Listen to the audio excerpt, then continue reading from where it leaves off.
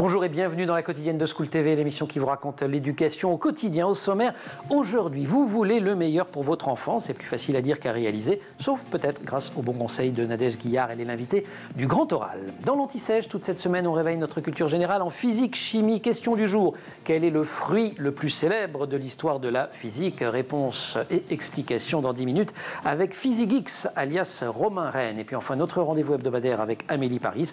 Dans les années collège, elle vous dira tout l'intérêt de faire venir des auteurs ou des autrices dans les CDI. La quotidienne de School TV, c'est maintenant. C'est parti, Grand Oral. Nadège Guillard, bonjour. Bonjour. Ravi de vous accueillir. Vous êtes psychologue. Vous publiez chez First un ouvrage original autour de la parentalité. Le titre est très fédérateur. Le meilleur pour mon enfant. En principe, c'est ce qu'on souhaite tous quand on en a.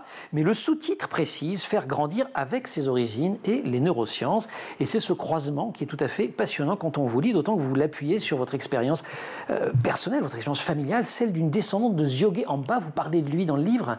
C'est un de vos aïeux. Oui, c'est mon arrière-grand-père. Alors, qu'a-t-il d'extraordinaire? Alors, il a d'extraordinaire que c'est lui qui a initié le mouvement d'ouverture, on va dire, à la modernité, en établissant une nouvelle manière de vivre. Déjà, il est sorti de la forêt pour s'établir en lisière, au temps qu'on connaît un peu, qui était celui à peu près concomitant à la colonisation.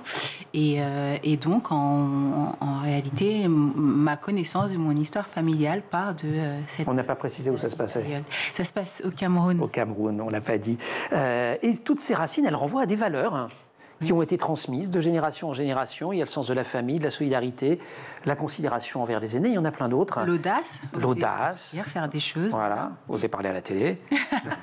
Et pour comprendre comment proposer le meilleur à son enfant, vous vous intéressez aussi au fonctionnement du cerveau. C'est-à-dire qu'en fait, vous croisez les deux, à la fois tout cet héritage-là, qui est plein de sagesse, au sens le plus profond du terme, et puis il y a le fonctionnement du cerveau. Et alors là, vous dites, notre cerveau, c'est pas compliqué, il y a 5 bases à retenir. Il cherche toujours la même chose. Eh ben oui, le cerveau d'abord il cherche le plaisir. La maximisation du profit hédonique. Oui. En permanence. Souvent, en réalité, dans la nourriture, on aime manger des bonnes choses. Dans les interactions sociales, on aime avoir des interactions plaisantes avec les personnes, notre entourage, les câlins, des moments de plaisir. Donc oui, en permanence. Il est flemmard. Il est flemmard, il aime les raccourcis et puis il automatise tout ce qu'il peut. Tout ce qu'il peut pour nous économiser de l'énergie. Hein. Il économise pour le meilleur et pour le pire, parce que pour le meilleur, parce qu'effectivement, ça lui permet de faire d'autres choses. Pour le pire, parce que parfois, on ancre des comportements ou des attitudes qui ne sont pas géniaux. Troisième base, ce qu'on ne voit pas n'existe pas. On est quasiment dans de la philo, là. Oui. Et puis, en fait, la philo est le concret. Hein. Si je regarde devant moi, mon cerveau ne sait pas ce qu'il y a derrière. Donc, cette expression philosophique, c'est une manière de dire que on peut pas savoir ce qu'on connaît pas. Donc, il faut chercher à apprendre. Et quatrième base, qui est liée à ce qu'il vient de dire, si on n'a pas la bonne réponse, c'est peut-être qu'on pose pas la bonne question.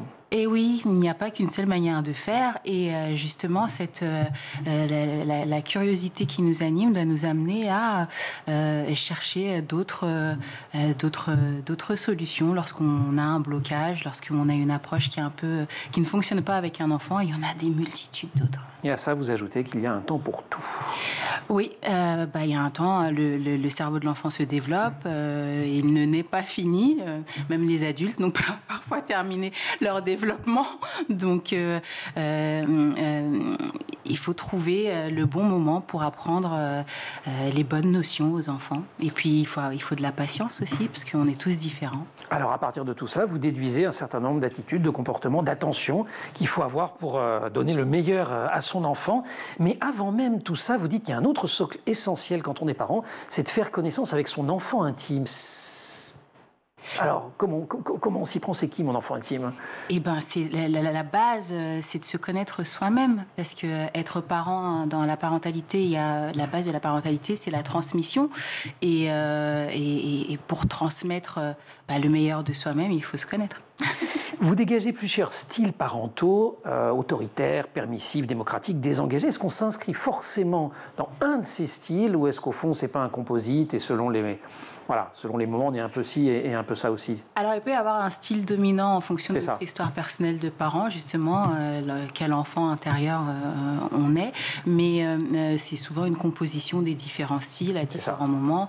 Le parent est avant tout un être humain, donc il y a des moments où il peut être un peu plus fatigué, être un peu plus autoritaire, d'autres moments où un peu plus passif. Mais dans l'ensemble, disons qu'il y a une stratégie d'éducation parentale qui va pencher vers l'un des styles.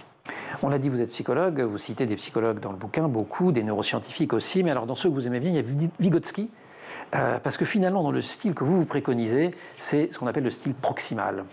C'est quoi ? Alors, le style proximal, c'est celui que je préconise surtout dans les premières années. Je pense que c'est celui qui est hyper important pour l'attachement, créer un attachement sécurisant avec son enfant. Et c'est donc la base de la relation parent-enfant.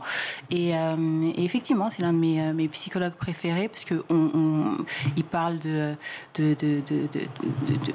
zone proximale de développement.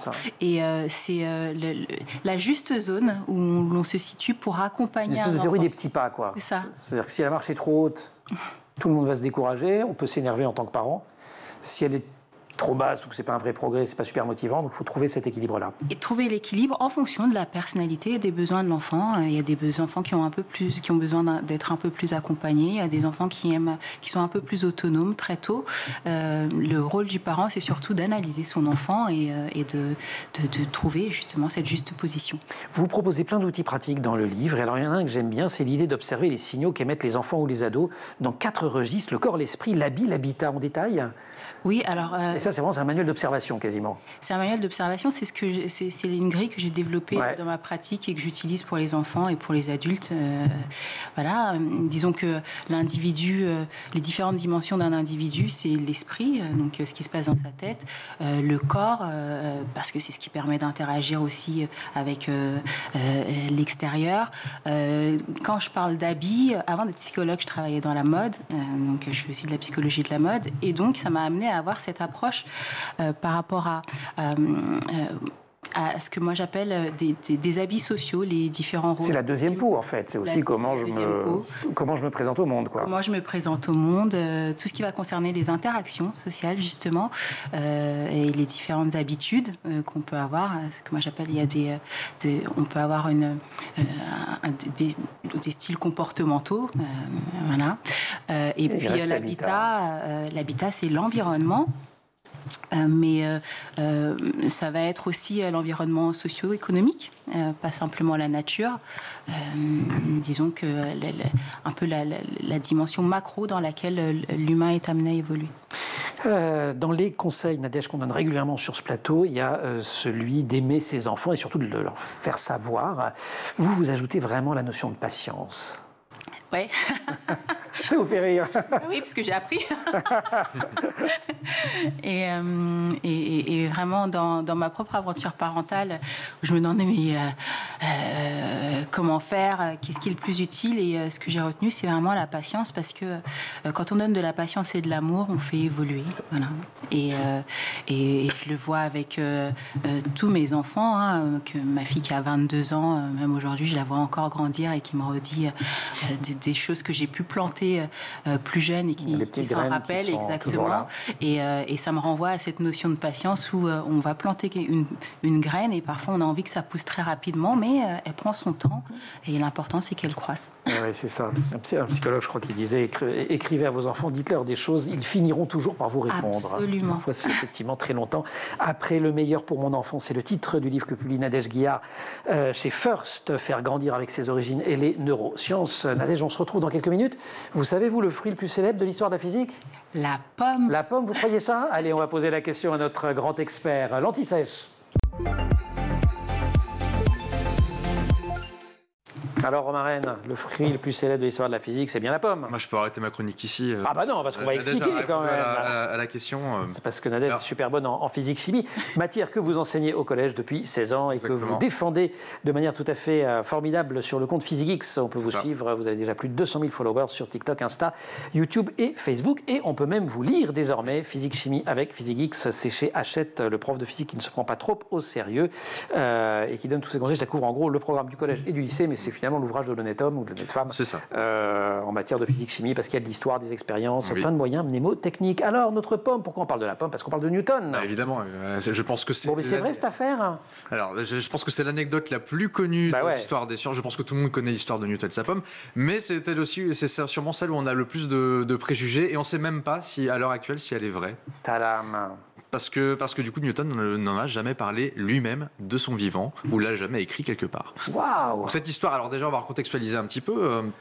Épidémie de peste. Alors oui, alors ça tombe bien parce que il y a beaucoup d'histoires en ce moment qui parlent de confinement. Lui aussi, son histoire a commencé pendant le confinement de 1665 pendant la peste. Il allait se retirer dans son manoir à Woolsthorpe en Angleterre. Et donc un jour, apparemment, il aurait vu une pomme tomber d'un arbre, alors qu'il travaillait évidemment sur la gravitation. Il cherchait à comprendre pourquoi, et il s'est dit, ok, pourquoi est-ce que la pomme tombe de l'arbre, mais pourquoi la lune, elle, ne tombe-t-elle pas? Pardon.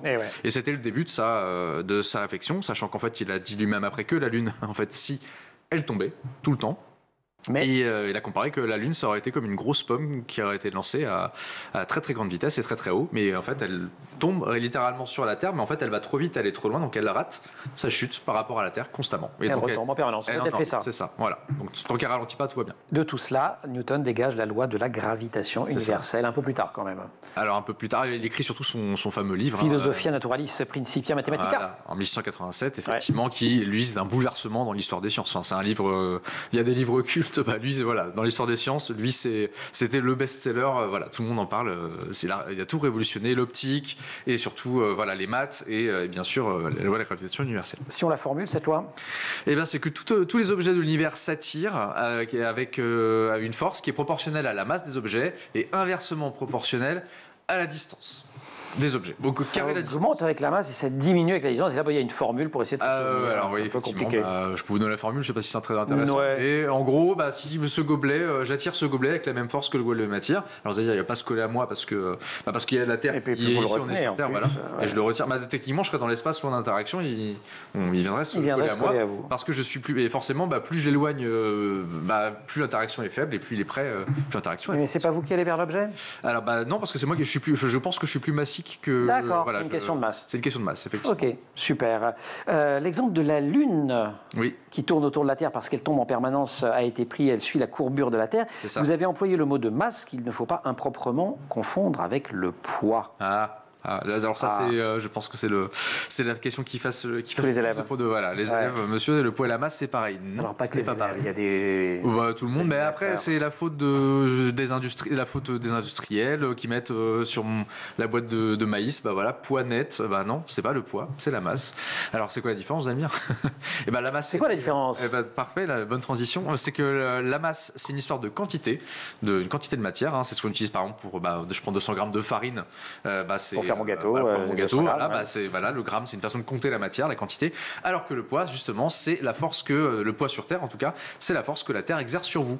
Alors évidemment, il y a un lien, puisqu'on a dit que c'était proportionnel, mais c'est pas exactement la même chose. L'impact de Newton, il a été absolument considérable. On dit souvent qu'il est le fondateur de la physique classique, et les 3 lois du mouvement sont toujours enseignées. Les 3 lois du mouvement, au lycée, principalement, effectivement. Et donc, il a porté des avancées en optique. En optique, il a le fameux prisme, bien sûr. J'ai envie de dire la pochette de Pink Floyd de Dark Side of the Moon, mais le fameux prisme, la décomposition de la lumière, bien sûr, c'est lui qui a montré qu'on pouvait décomposer la lumière blanche, mais en plus, il a montré qu'à partir de lumière colorée, on pouvait faire de la lumière blanche. C'est-à-dire qu'on l'a recomposé pour faire ça. Avec une expérience qui est un disque de Newton, qui est un disque avec toutes les couleurs de l'arc-en-ciel. Donc on le fait tourner très vite, et ça fait du blanc à la fin. Le calcul infinitésimal, c'est lui aussi. Exactement, ouais. Ça sera plutôt mes collègues de mathématiques. Oui, d'accord. Comme il botte en touche. Vive la plurispiralité. Nous allons voir nos collègues de mathématiques. Voilà. Il a même fait de l'alchimie. Notre ami Newton. Physique, chimie avec Physique, c'est le titre du livre que vous publiez chez Hachette. Merci beaucoup, Romain. Et on peut également vous suivre sur tous les réseaux sociaux sous le nom PhysiqueX. On se retrouve demain pour répondre à la question suivante. Quel célèbre chanteur aide les élèves à retenir l'unité J comme Joule? Ouais, ça vous a donné tout le monde se marre maintenant. Mais voilà, mais moi je suis un prof sympa. Les interros, elles sont surprises, mais elles sont sympas. Grand oral. Nadège Guillard, autrice du Meilleur pour mon enfant, faire grandir avec ses origines et les neurosciences, qui vient de sortir chez First. Nadège, on parle souvent ici de l'importance de la bienveillance. Et vous choisissez un autre mot que j'ai beaucoup aimé, c'est bientraitance. C'est quoi la différence? On le devine, c'est pas le même mot, mais bref. Alors, vous avez déjà remarqué qu'il y a des périodes où il y a des mots qui sont à la mode, inclusion, et bienveillance, c'était super à la mode ces dernières années. Ça. Et du coup, les gens l'utilisaient à toutes les sauces, ils n'étaient pas forcément bienveillants.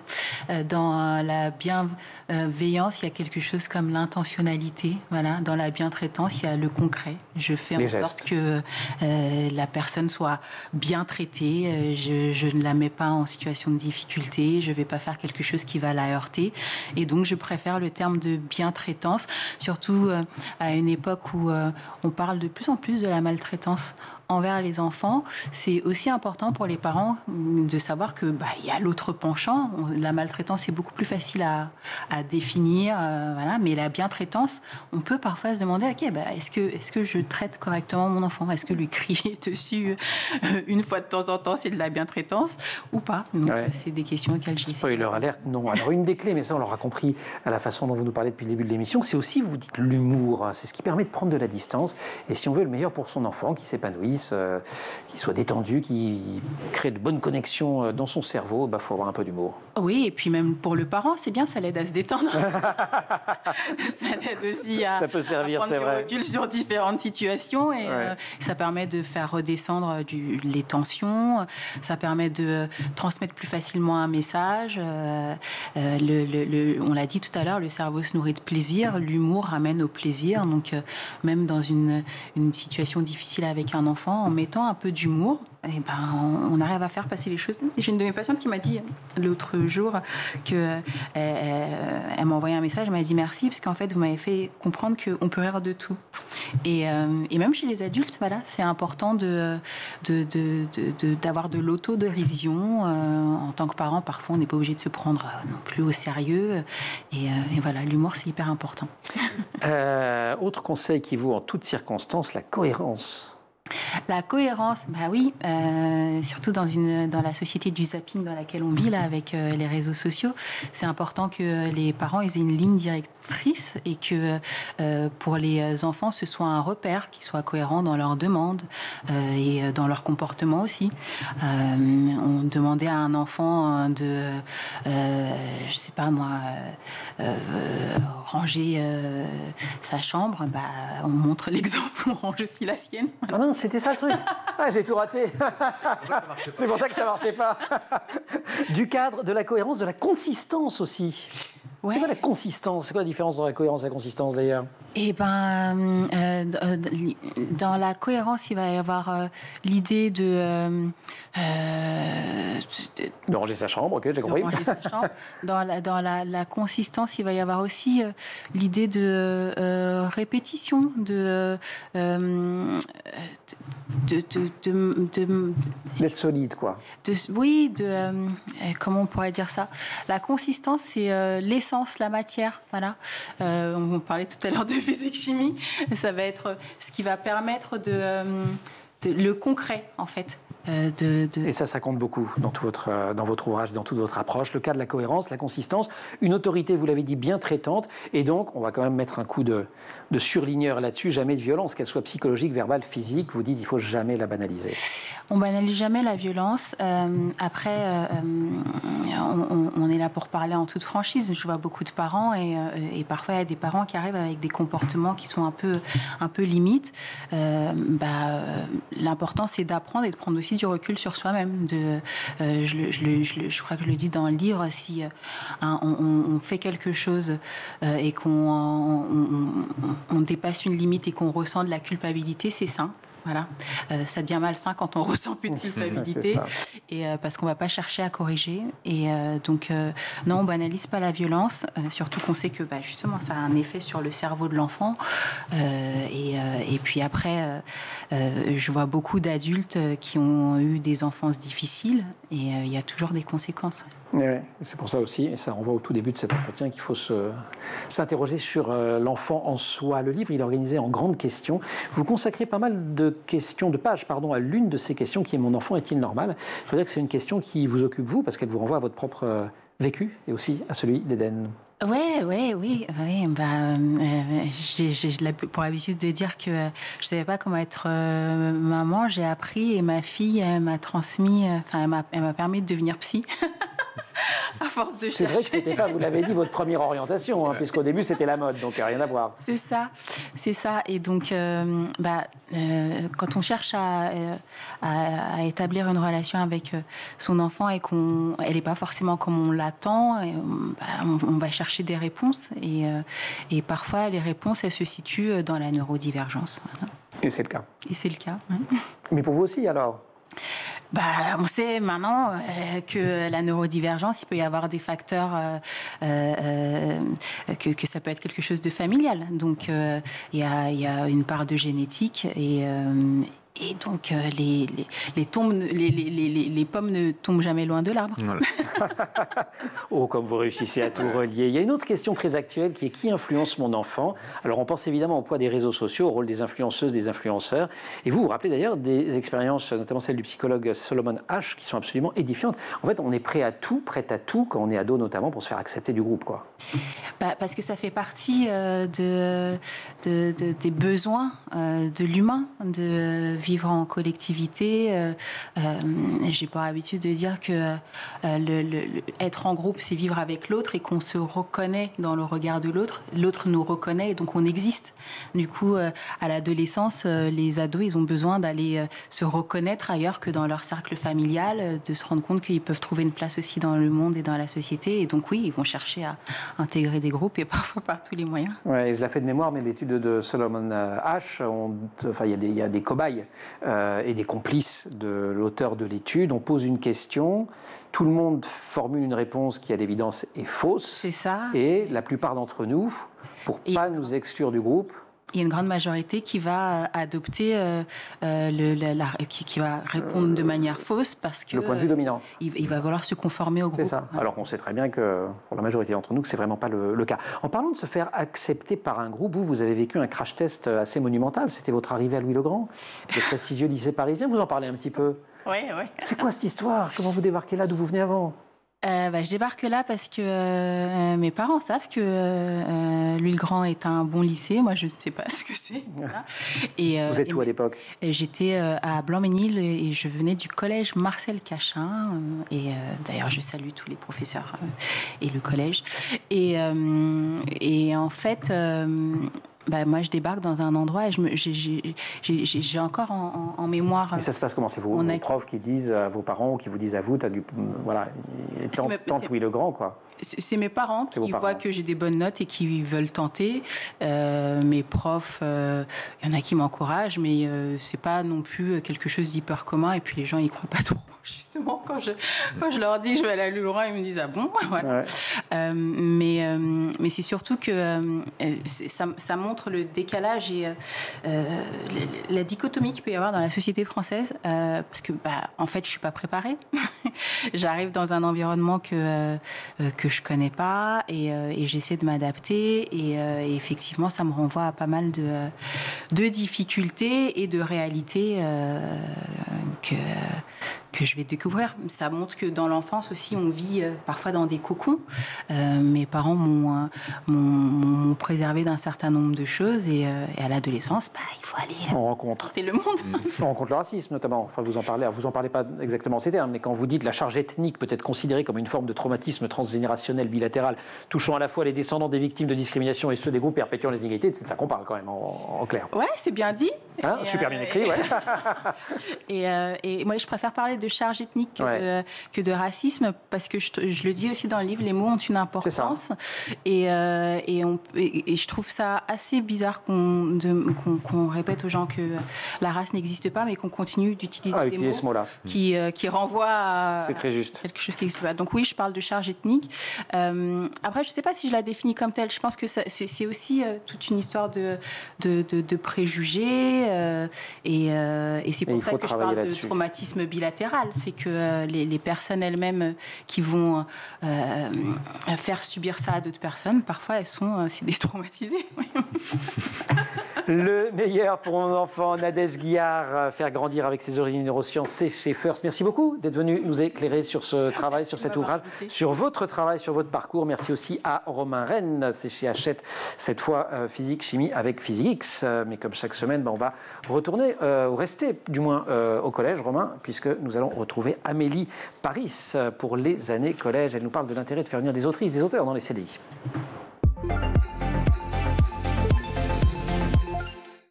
Notre rendez-vous avec Amélie Paris pour les années collège. Amélie, bonjour. Bonjour. Vous rappelez souvent vos missions de professeur documentaliste au collège Maurice-Trio, Paris 18e. Parmi elles, il y a l'ouverture de l'établissement sur son environnement éducatif, culturel et professionnel. C'est dans les missions. Et dans ce cadre, vous organisez régulièrement des rencontres avec des auteurs ou des autrices au sein de votre CDI. Oui. Qu'est-ce que ça apporte alors ? Ça apporte plein de choses. Et de toute façon, j'organise beaucoup de rencontres de manière générale au CDI parce que je trouve que c'est indispensable dans un établissement scolaire et qu'en plus, le lieu CDI se prête vraiment à ça. Surtout le vôtre avec son petit jardin. Évidemment.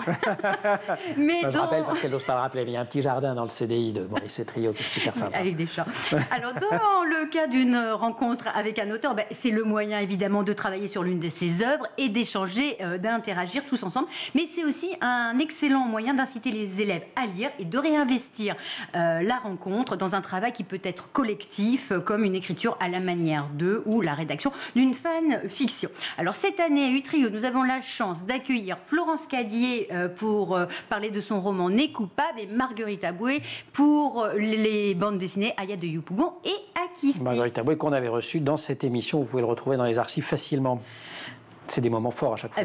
Oui, c'est des moments très forts, très intenses, il se passe beaucoup de choses et ça déclenche beaucoup d'émotions et parfois même des vocations. Alors, ce n'est pas des rencontres qui débarquent de n'importe où, elles sont préparées avec les élèves avant. Oui, ça c'est très important. Il ne faut pas que les élèves se sentent impressionnés, parfois démunis face à l'auteur. Alors, il est évidemment indispensable qu'ils connaissent au moins une de ses œuvres, mais au-delà de ça, ils peuvent s'investir aussi dans l'organisation de la rencontre en écrivant par exemple directement à l'auteur, en préparant le lieu de la rencontre. Ils peuvent aussi faire une recherche d'informations sur l'auteur pour pouvoir lui poser des questions sur sa vie ou sur son parcours. En somme, ils sont prêts à devenir animateurs sur School TV ou ailleurs d'ailleurs, mais c'est exactement ce qu'on fait ici. Ce sont des rencontres qui aiguisent leur curiosité pour l'ensemble des œuvres de l'auteur, de l'autrice, mais sur les thèmes aussi, non ? C'est-à-dire que c'est vraiment une ouverture culturelle 180 degrés. C'est vraiment un excellent moyen en fait, de piquer leur curiosité. Alors, dans le cas de leur rencontre avec Marguerite Aboué, les élèves connaissaient, comme je le disais, Aya de Yopougon et Akissi. Ils ne connaissaient pas sa bande dessinée Bienvenue. Donc moi non plus. Donc c'est vraiment, on a découvert